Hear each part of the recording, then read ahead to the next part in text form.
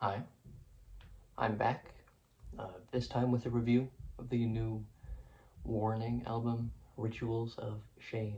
This is the third full album from them, and the first in 20 years, almost 20 years. Uh, I'm not familiar with them. I looked at their discography, there were only two albums before this in 99 and 2006.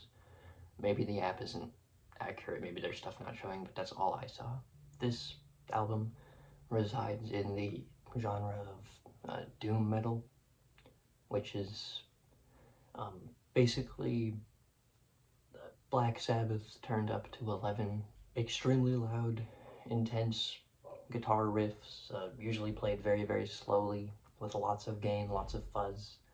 Um, Very subtle drumming in the background usually, and the vocals sound like a deranged or depressed Ozzy Osbourne. I absolutely love them. I didn't expect them to be as high as they were. I thought it would have been, much deeper. But, after the initial shock from the tone, I was just, I just loved every second. The whole album's about 45 minutes. There's 5 songs, so all of them are quite long. Uh, Maybe a bit repetitive, but there wasn't really a moment on here, or there isn't a moment on here that I don't enjoy in some way. The first track really doesn't have any build up to the instrumentals. It kind of just kicks the guitar on immediately, in your face. But it's not like abrasive in any way. It's just, it has a weirdly calming atmosphere, or a very, subtle atmosphere. It's not like I'm here like having my ears destroyed by the noise. It just sounds really, really good immediately. The verses often take quite a while between lines. He'll say words as long as he possibly can, just draw it out, and it'll be very cryptic, so you have a hard time kind of piecing together what he's trying to say.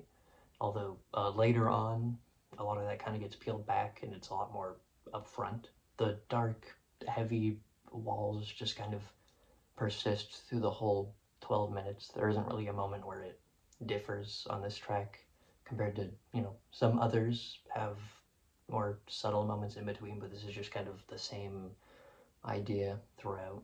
It sets the tone fantastically, except for the guitar solo. That's around 2 or 3 minutes. I think it's just over halfway through the track, the 7 minute mark or so. That's the only time where the song really diverges, but the guitar there really fills the same role as the vocals did, just, without the lyrics, obviously.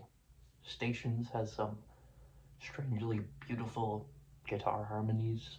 There's, of course, melody on all of the tracks, the compositions, but this song especially, it just gets like a really sparkly, just gorgeous tone that the first track didn't really have because that was much darker.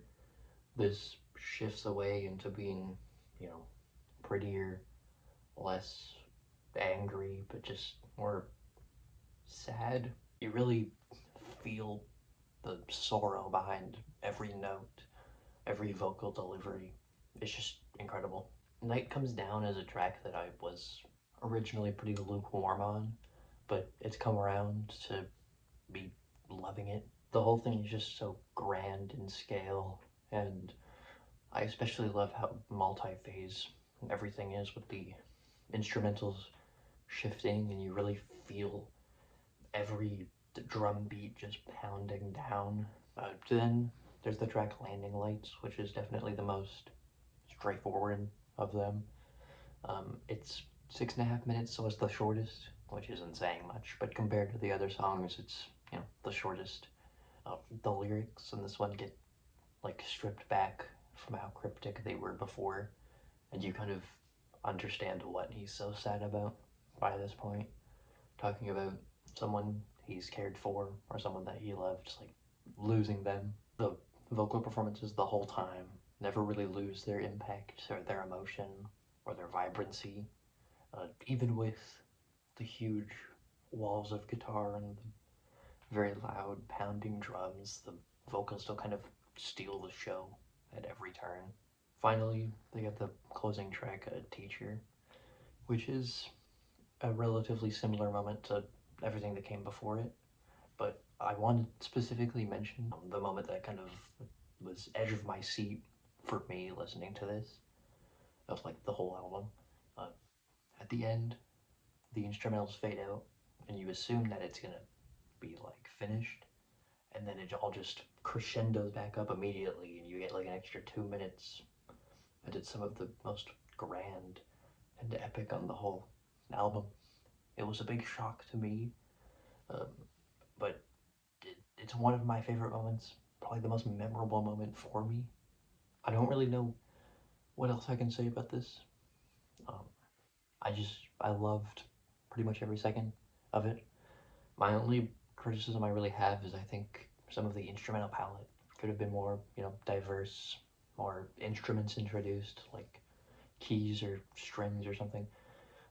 It's also not like very complex compositionally. It's just very pure doom metal. But for what it is, it's fantastic. I'm thinking like a 9, probably, yeah. As always, let me know what you thought. Did you agree with me? Do you disagree with me a lot? I loved it. Did you love it? Hopefully you did. Yeah, that's about it. See you.